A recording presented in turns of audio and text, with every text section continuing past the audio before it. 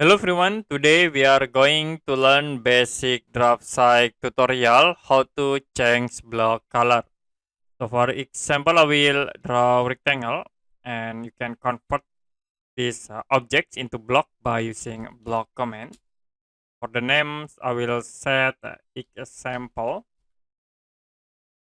For base point, click in here, and then for entities, you can select the rectangle object. Click OK. And if you select the object, it will be automatically convert into block. Now to change this block color, you can create new layer, tap layer, press enter, and I will create new layer. Name you can change into block. For color in here, you can set into red color, click OK, and then you can select the block object, change into block layer. The block will be automatically change the color.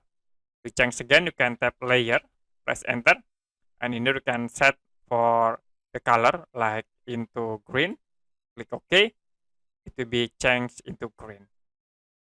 Okay, that's it for basic Draftsight tutorial how to change block color. If you have any question about tutorial, you can comment below this video.